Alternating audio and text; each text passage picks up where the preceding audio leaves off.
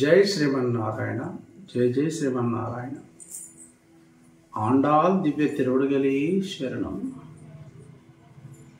భగవద్బంధువులారా, శ్రేయోభిలాషులారా, మిత్రులారా, కుటుంబ సభ్యులారా, అందరికీ ఇవి మా వందనాలు. 4వ పాశురంలోకి మనము వెళ్తున్నాం. 3వ పాశురంలో అమ్మవారు నెలకు 3 వానలు కురవాలని కోరుకుంది కదా.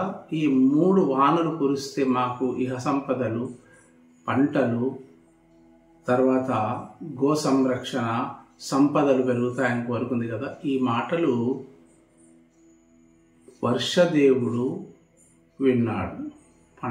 వర్షాలు నెలకు 3 వానలు కురవాలని ప్రకృతిలో స్వామివారిని వీళ్ళు వేడుకున్నారు కదా. మరి నాకు తెలియదా, నాకు చెప్పకుండా వీళ్ళు ఎలా చేస్తారు అని అనుకుంటున్నాడో ఏమో అని అమ్మవారు ఈసారి ప్రకృతిలో ఉన్న ప్రకృతితోని తను అనుసంధానం చేస్తూ ఆహ్వానిస్తుంది. ఎవరిని? వర్షదేవుణ్ణి. ఏమని? పర్జన్య దేవా అంటూ ఆహ్వానిస్తూ ఆ మేఘం ఎలా ఉండాలి, ఎలా వర్షం పడాలి, మా సంపదలు ఎలా పెరగాలి. వర్షాలు ఉంటేనే, బాగా జ్ఞాపకం ఉంచుకోండి, ఎక్కడ వర్షాలు ఉంటాయో అక్కడ పంటలు సుభిక్షంగా ఉంటాయి, ప్రజలు సంతోషంగా ఉంటారు.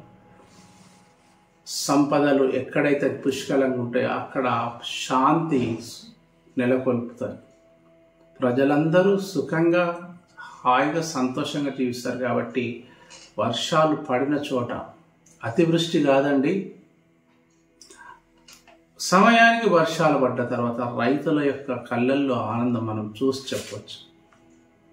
కాబట్టి ఇక్కడ అమ్మవారు తన 4వ పాశురంను ఈ విధంగా వివరిస్తుంది. అళిమళై కన్నా ఒండ్రు నీ కైకరవేల్ అళియుల్ పుక్కు ముగుందు கோடாருத்தே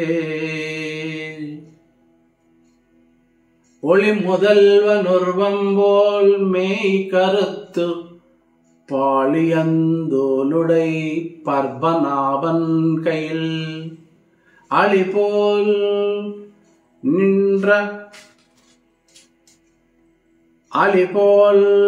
மின்றி வலம்பரி போல் நின்றதிருந்து தாளாதே சாரங்க முதயத்த சரமலயப்போல் வாழ உலகரணியில் பெய்திடாய் நாங்களும் மார்கழி நீராட மயகிந்தே லோரெம்பாவாய். அளிமலய கண்ணா ஒன்று நீ கைகரவேல்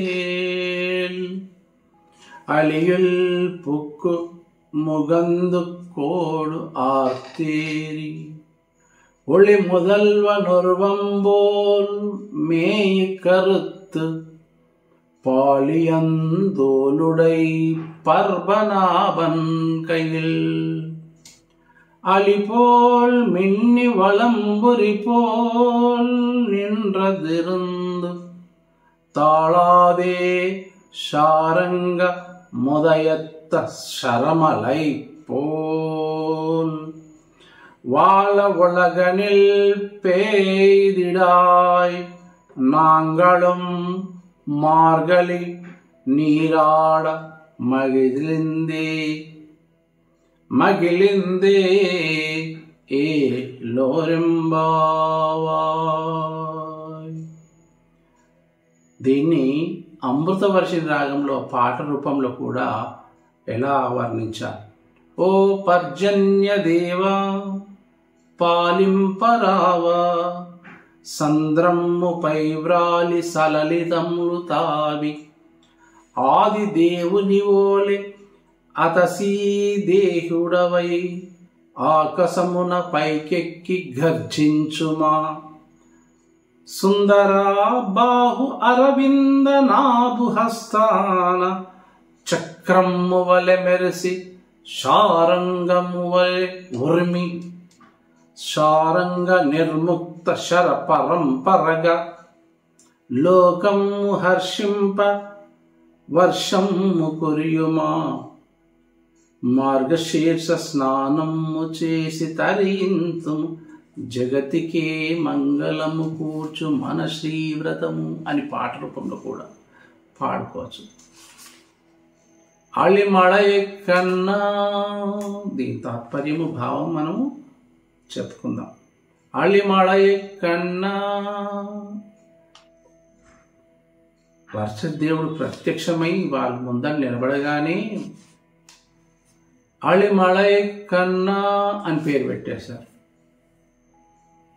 ఓ పర్జన్య దేవా ఒండ్రు నీ కైకరవేల్, నువ్వు వర్షించేటప్పుడు నీ రెగ్యులర్ డ్యూటీలో నీవు వర్షించేటప్పుడు దాతృత్వం ఏ కొంచెం లేకుండా, అంటే దాతృత్వం అంటే ఏ పిసినారితనం లేకుండా, నేను ఈరోజు ఇంతే వర్షం పడతా, నేను ఈరోజు ఇక్కడ వరకే నేను ఈరోజు వర్షం పడను, అలా పిసినారితనం చెయ్యకయో. ఒండ్రు నీ కైకరవేల్, నేను వేడుకుంటున్నాం తండ్రి. అళియుల్ పుక్కు ముగుందు కోడు ఆర్తేరి, ఆర్తిస్తున్నాం మేము నిన్ను. ఏమని?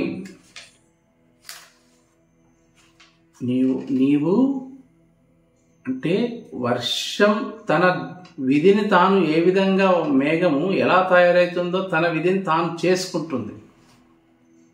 అయినా మన తల్లి వర్షాన్ని ఎలా వర్షం పడాలో మార్గదర్శకత్వం చేస్తుంది, డైరెక్షన్ చేస్తుంది. నీవు సముద్రం మధ్యలో వెళ్ళు. సముద్రం ఎంత లోతుంటుందో తెలుసా? ఆ లోతు లోపలికి అడుగంతా కింది దాకా వెళ్ళు. అడుగంత కింది దాకా వెళ్ళి నీరు నిండా నింపుకో. నీరు నిండా నింపుకొని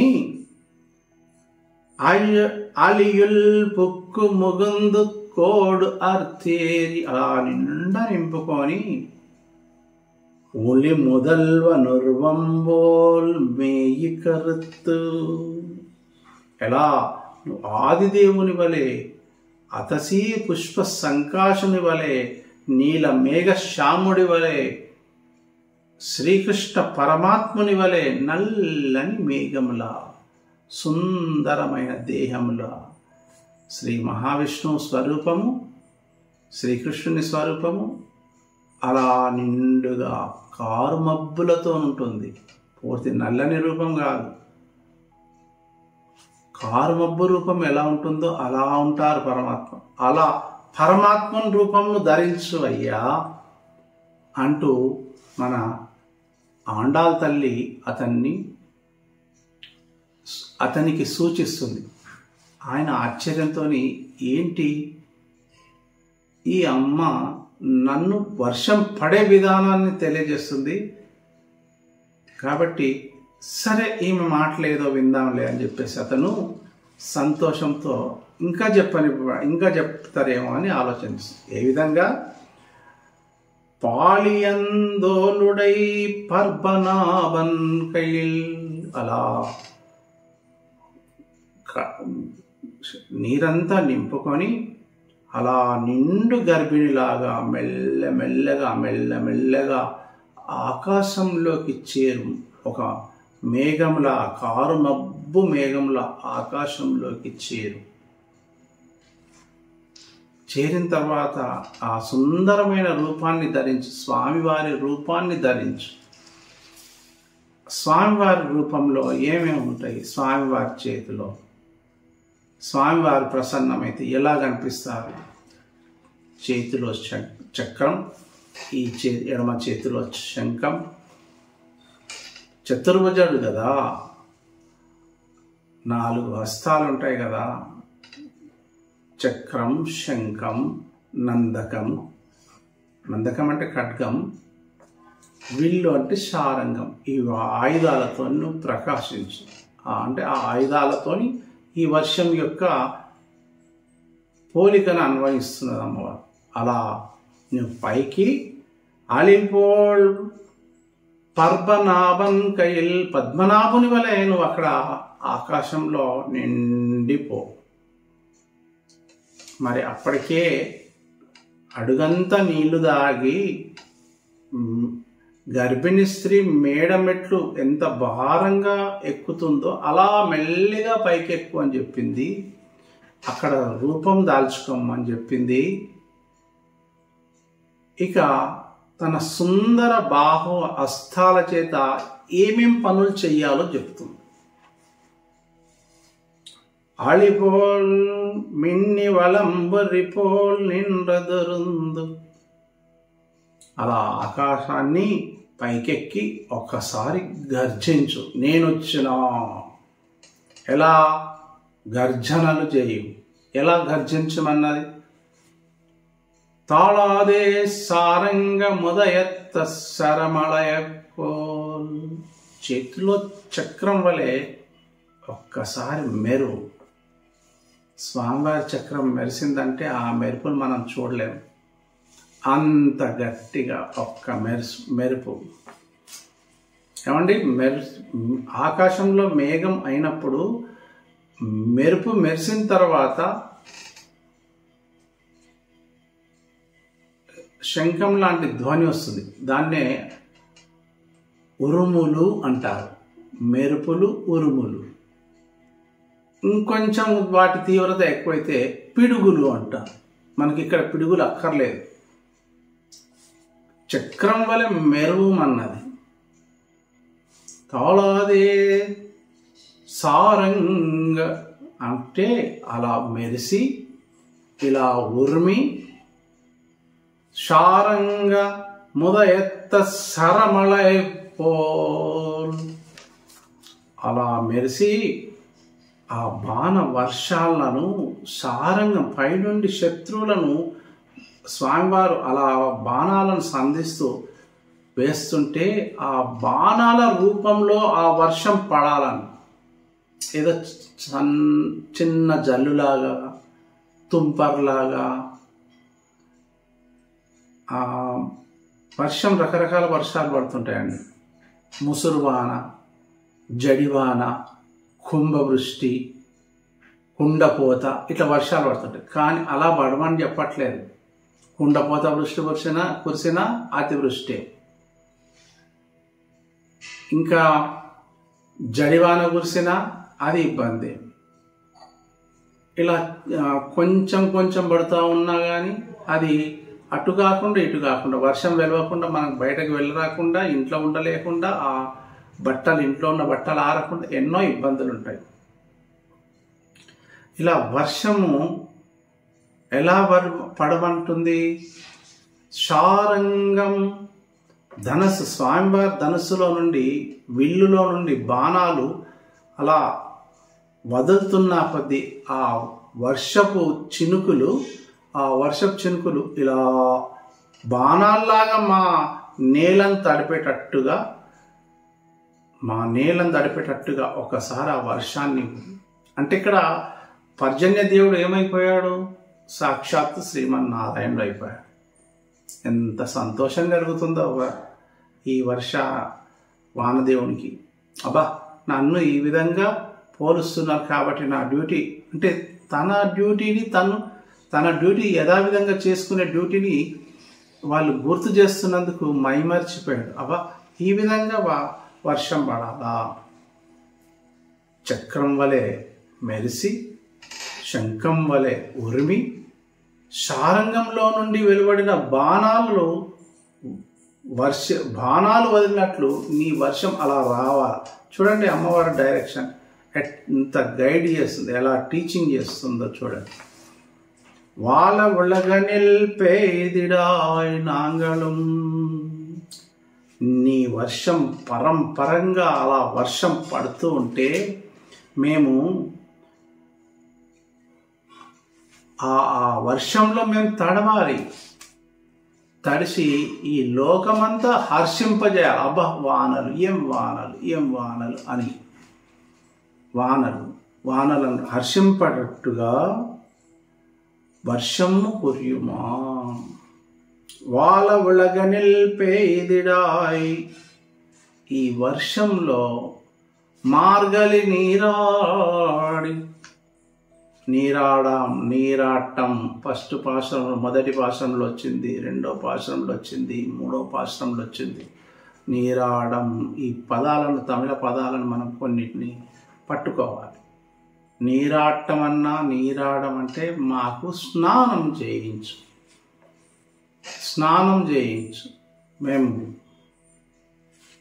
ఈ మార్గశిర మాసంలో మొదటి పాశంలో మార్గశిర మాసం గురించి చెప్పింది, రెండో పాశంలో వ్రత నియమాలు పాటిస్తున్నామని చెప్పింది, మూడో నియమంలో మాకు వర్షాలు ఉంటేనే సంపదలు ఉంటాయి కాబట్టి ఈ వ్రతం చేస్తామయ్యా అని చెప్పింది, నాలుగో పాశంలో వర్షం పడితే కలిగే ప్రయోజనాలు చెప్పింది. కాబట్టి ఈ వర్షంలో మేము ఈ మార్గలి మాసంలో నీరాడ మగిలిందే. మేము ఆ వర్షంలో తడిసి స్నానం చేసి మేము ఆనందాన్ని అనుభవించాలి. ఆ వర్షంలో తడిసి అంటే మాకు స్నానం చేయించవయ్యా. ఎంత విడ్డూరం! అందరూ నదులలో స్నానము, ఇండ్లలో స్నానము చేస్తారు. కానీ ఏకంగా ఆమె వ్రతం సఫలీకృతం కావాలంటే వర్షం పడాలి అని పర్జన్య దేవుణ్ణి, ప్రకృతిలో ఉన్న వర్ష దేవుణ్ణి ప్రార్థించింది. చూడండి ఎంత పరవశమైన ఈ పాశం. కాబట్టి ఈ వర్షాన్ని కూడా ఏ విధంగా చక్రాకారంలో ఉండాలి. నీ వర్షం ఇలా ఏటవాలి. మనకు నైరుతి ఋతుపవనాలని, ఈశాన్య ఋతుపవనాలని, వర్షం యొక్క డైరెక్షన్స్ మనం వర్షాకాలంలో చూడండి, మన నైరుతి ఇలా ఈ డైరెక్షన్లో వస్తుంటుంది వర్షం, ఈశాన్య ఋతుపవనాలంటే ఈ డైరెక్షన్లో వర్షం పడుతుంది. కానీ అమ్మవారు ఎలా కోరుకుంది పర్జన్య దేవుణ్ణి? నువ్వు ఆకాశంలోకి ఎక్కి ఆకాశం నిండా విస్తరించి, అంటే భూమి ఎంత ఉందో, ఈ భూమి నిండుగా ఏ విధంగా ఉందో, ఆ భూమిని గుండ్రంగా ఉందని తెలుసు కదా మనకు. ఆ గుండ్రంగా ఉన్న భూమి నిండా చక్రంలాగా తయారుగా మేఘంను చక్రంలాగా తయారై అప్పుడు వర్షము స్వామివారి ధనస్సులో నుండి వెలువడిన బాణాల పరంపర, శరముల యొక్క పరంపరను అలా వదులు. ఆ వర్షంలో మేము స్నానం చేయాలి. మేము ఎందుకు చేస్తున్నామో తెలుసా? మేము పరమాత్ముని చేరుకోవాలి. మాకు పరమాత్ముని అనుగ్రహం రావాలి. పరమాత్ముడు అనుగ్రహం కావాలంటే మేము ముందు స్నానం చేయాలి. ఆ స్నానం అంటే మేము స్వామివారితో కలవడానికి కోసం ముందు మమ్మల్ని పరిశుద్ధుల్ని చేయి. మా లోపల ఉన్న మాలిన్యాన్ని, మనస్సులో ఉన్న మాలిన్యాన్ని అన్నిటినీ తొలగించు స్వామి అంటూ వర్షదేవుణ్ణి ఒక రకంగా ఆదేశించినట్టు, ఇంకో రకంగా ప్రార్థించినట్టుగా మనకి పాశ్రంలో కలుగుతుంది. ఇక్కడ ఇంకోటి ఏంటంటే, గోదా గోపిక ప్రకృతిలో భగవంతుణ్ణి దర్శించింది. ఇంత చూడండి, మేఘం తయారు కావడం, ఆ మేఘానికి కూడా ఒక డిజైన్, స్వామివారి రూపంలో రా అన్నది. మేఘాలు మనం చూడండి, అప్పుడప్పుడు మేఘాలు వాటికి తోచిన రీతిలో వస్తున్నాయి, అప్పుడే వర్షం పడుతుంటాయి.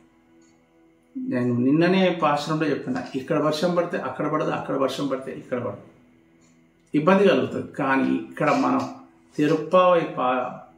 తిరుప్పావి వ్రతంలో వర్షము చక్రంలా నిండా చుట్టుకొని వర్షం పడమన్నారు. అంటే ఇక్కడ భూమండలం మొత్తం వర్షం పడాలి అని చెప్తుంది. అంటే భాగవత భావనతో, భగవత్ సాదృశ్యంతో అనుభవించాలని ఈ పాశ్రంలో ఆండాల తల్లి చెప్తుంది. కాబట్టి అళిమలై కన్నా ఓ పర్జన్య దేవా అని అంటే ఇక్కడ అంతర్యం ఏంటంటే, ఆ మేఘం అంటే ఏమో కాదు, ఆచార్యులు శిష్యులకు ఉపదేశం చేసినప్పుడు ఎలా ఉపదేశం చేస్తారు? ఆచార్యులు పరిపూర్ణులై ఉండి తమకున్న జ్ఞానాన్ని మొత్తం నింపుకొని శిష్యులకు జ్ఞానాన్ని అందిస్తారు. మరి ఈ మేఘాన్ని అమ్మవారు ఆచార్యునిలాగా పోల్చింది.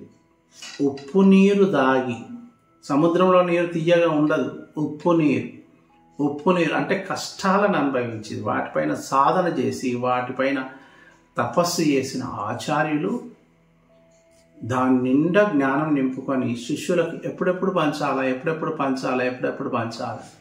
ఒక శిష్యుడుగా కొందరు శిష్యులు మంచిగా నేర్చుకున్న తర్వాత గురుకులం నుండి వెళ్ళిపోయేటప్పుడు లేదా విద్యాలయం నుండి వెళ్ళిపోయేటప్పుడు వాళ్ళు వెళ్తున్నాం గురువుగారు అని అన్నప్పుడు ఆ గురువు గారు కించిత్ బాధ కలుగుతుంది. అయ్యో నేను చెప్పాల్సింది చెప్పినా ఇంకొంచెం చెప్తే పిల్లలు వినేవారేమో అన్నట్టుగా మేఘాన్ని ఆచార్యునితో పోల్చింది. ఆచార్యుడు లేని పని మనకు ఈ పని సులభంగా, ఆచార్యుడు లేకుండా గురువు లేకుండా మనం ఏది సాధించలేము. అందుకనే అసతో మా సద్గమయ తమసోచో మా దీర్ఘమయ. అజ్ఞానం నుండి జ్ఞానం వైపు, చీకటి నుండి వెలుగు వైపు నడిపించేవారు కేవలం ఒక గురువు, ఆచార్యులు. ఆచార్యులు అంటే ఆచరించి, మార్గదర్శకత్వంగా ఆచరించి ఇతరులకు మేలు చేసేవారు. కాబట్టి ఇక్కడ ఈ వర్షాన్ని ఆ విధంగా కోరుకుంది. చూడండి, వర్షం కూడా అన్ని చోట్ల వర్షం పడుతుంది. భూమి నిండా వర్షం పడింది అనుకోండి. ఆ వర్షము సముద్రంలో పడితే ఆలుచిప్పలు కనుక ఆ సముద్రంలోని వర్షం నీరుని తీసుకుంటే ముత్యాలు అవుతాయి. అదే వర్షం వాన నీరు తామరాకు మీద పడితే తామరాకు మీద కాసేపు నీటి బిందువుల్లా తేలియాడతాయి. అదే వర్షం చుక్క ఎండిన పెనం ఉంటుంది కదా, దాని మీద నీళ్లు పడితే ఆవిరైపోతుంది. ఇలా 3 రకాల శిష్యులు ఉంటారు. మరి మనము గురువు దగ్గర, ఆచార్యుల దగ్గర ఎలాంటి శిష్యత్వం చేయాలి, ఎలాంటి ఆచార్యుల దగ్గర ఎలాంటి ఉపదేశం తీసుకోవాలి? ఆల్చిప్పలోని ముత్యంలాగా వెలగాలి. తామరాకుపై నీటి బిందువులు ఉన్నవారు మధ్యములు. పెనముపై వేడివేడి పెనంపై నీరు పడగానే ఆవిరైపోయినట్టు మన జ్ఞానం తొందరగా ఆవిరైపోయిన వాళ్ళు అధములు. కాబట్టి నీటి పాశంలో అమ్మవారు భగవద్ అనుభవం పరిపూర్ణునైనాడు ఆచార్యులు శిష్యులను తరింపజేయగలరు. ఇక్కడ జ్ఞానము ఆచరణ రెండు ఉంటుంటుంది. కాబట్టి ఇద్దరు పరిపూర్ణులే. ప్రధానంగా ఈ పాశురంలో పర్జన్యదేవ అలిమలై కన్నా ఒండునీ గైగరవేల్ అంటూ పదే పదే వేడిన మన తల్లి యొక్క ప్రధాన ఉద్దేశం ఏంటంటే, వర్షానికి మేఘానికి ఏమన్నా తేడా ఉంటుందా చెప్పండి? వర్షం పడేటప్పుడు అది పేదవాడిపైన పడుతుంది, ధనవంతుడిపైన పడుతుంది, అందరిపైన పడుతుంది. సముద్రంలో పడుతుంది, చెరువులో పడుతుంది, నదిలో పడుతుంది, గ్రామాల్లోని మేడల మీద పడుతుంది, పూరి గుడిసెల మీద పడుతుంది. అన్ని చోట్ల వర్షం ఎక్కడన్నా భేదం చూపించిందా? నేను ఈ ధనవంతుడు ఇంట్లోనే పడాలి, లేదు ఇతనికి డబ్బు బాగుంది ఇక్కడే పడాలి, ఈ గుడిసెల మీద పడితే నాకేం లాభం ఎక్కడన్నా ఉందా? అంటే ప్రధాన ఉద్దేశం ఏంటంటే అసూయ అనేది లేకుండా ఉండాలి. మనం ఈ పాశురంలో నేర్చుకోవాల్సిన విషయం ఏంటంటే మన లోపల అసూయను తొలగించుకోవాలి, ఓర్వలేనితనాన్ని తొలగించుకోవాలి. ఒకరిని చూసి ఒకరు ఎదుగుతుంటే వారు ఎదుగుతుంటే వారిలోని ఎదుగుదలను చూసి అసూయ చెందకుండా, ఈర్షపడకుండా, అడ్డుపడకుండా ప్రోత్సహిస్తూ వారిని ముందుకు పంపిస్తూ ఉంటే మనము ఈ పర్జన్య దేవునితో సమానమే. అంటే అందరినీ సమదృష్టితో చూడాలని మన ఆండాళ్ళ తల్లి అభిప్రాయం. కాబట్టి ఈ లోకమంతా వర్షించేటట్టు నువ్వు వర్షం పడాలి. ఎక్కడో కొంచెం ప్లేస్ అని కాదు, ఓ నిజామాబాద్ అనే కాదు, ఓ ఆదిలాబాద్ అనే కాదు, ఓ తెలంగాణ రాష్ట్రం అనే కాదు, ఆంధ్రప్రదేశ్ అనే కాదు, ఇండియా మొత్తమే కాదు, వరల్డ్ మొత్తం, ప్రపంచాన్ని మొత్తం వర్షం పడాలి. వర్షం పడ్డప్పుడు అన్ని చోట్ల పంటలు సమృద్ధిగా ఉంటాయి. అట్లా గోదా గోపిక నేటి పాశంలో ఆ విధంగా తెలుపుతూ ఈ ఆచార్యులు కారుణ్య రసంను వర్షింపజేయవలనని ప్రార్థించినారు. అంటే ఆచార్యులు గురువులు ఆచార్యుల యొక్క క్యారెక్టర్, భేదాభిప్రాయం, ఈ శిష్యుడు చదువుతలేడు, ఈ శిష్యుడు నేర్చుకుంటలేడు, వీడు బాగా తెలివైన వాడు అనే భేదాభిప్రాయం గురువుకి ఎట్టి పరిస్థితులలో ఉండకూడదు. ఆచార్యుడికి అట్లాంటి, ఆయన ఆచరించి కష్టపడి నేర్చుకున్నాడు కదా, ఆ జ్ఞానాన్ని శిష్యులకు అందించేటప్పుడు భేదాభిప్రాయం ఉండకూడదు. లోకమంతా వర్షించేటట్టు ఆ మేఘంను ఎలా తయారు చేసిందో అమ్మవారు, ఎలా కోరిందో మన ఆచార్యులు కూడా అలాగే జ్ఞానబోధన అందరికీ సమానంగా పంచాలి అంటూ ఇక్కడ పాశురంను మనము అళిమళై కన్నా పర్జన్య దేవ అంటూ ఈ పాశురాన్ని మనము అనుసంధానించుకున్నాం. ఈ దివ్యమంగళ స్వరూపాన్ని మనం అప్పుడప్పుడు యాదృచ్ఛికంగా నా అనుభవంతో చెప్తున్నాను. వేసవి కాలంలో వేడికి తాపంతో ఉన్న రోజుల్లో, అంటే కొన్ని సందర్భాల్లో నేను ఈ అలిమలై కన్నా ఒండ్రు నీ కైకరవేలని దీనంగా ప్రార్థించిన సమయంలో అప్పుడప్పుడే వర్షాలు వచ్చేసి ఆ ప్రాంతం అంతా చల్లగా అయిపోయింది. సరే, అది చల్లగా అవుతుందో, వర్షం చుట్టూరు నిలుస్తుందో, చుట్టూరు పడుతుందో, చక్రంలాగా నిండా వర్షం పడుతుందో, బాణాల స్వామివారి శారంగంలో నుండి వెలువడిన శరములలాగా బాణాలలాగా వర్షం పడుతుందో, ఏది ఏమైనా అమ్మవారికి మనం కృతజ్ఞతగా ఈ పాశురాన్ని అనుసంధానించుకుంటే మనకు మన మనసు హాయిగా తేలి ఆడుతుందని భావం. కాబట్టి మనం నీరాటం ఈ పాశురంలో పర్జన్య దేవుని ద్వారా స్నానం చేయించమని కోరుతుంది అంటూ, ఇక్కడ మనము ఐశ్వర్యాన్ని జ్ఞానాన్ని పొందాలి అంటే ఆచార్యుల కృప అవసరం. కాబట్టి ఈ పాశురాన్ని మనము అనుసంధానించుకొని దీన్ని అన్వయించుకొని ముందుకు సాగుతూ మనం ఈ కార్యక్రమాన్ని కొనసాగిద్దాం. వచ్చే పాశురం చాలా దివ్యమైన పాశురం, మాయనే మన్ను వడమదురై. ఆ పాశురం యొక్క విలువ చెప్తే మన మనసు ఉప్పొంగిపోతుంది, తినబోతూ రుచి ఎందుకు. కాబట్టి ఈ పాశురాన్ని వచ్చే పాశురాన్ని మనము చాలా చక్కగా చెప్పుకుందాం. అంతవరకు జై శ్రీమన్నారాయణ, జై జై శ్రీమన్నారాయణ. ఆండాల్ దివ్య తిరువడిగలే శరణం, ఆచార్య దివ్య తిరువడిగలే శరణం.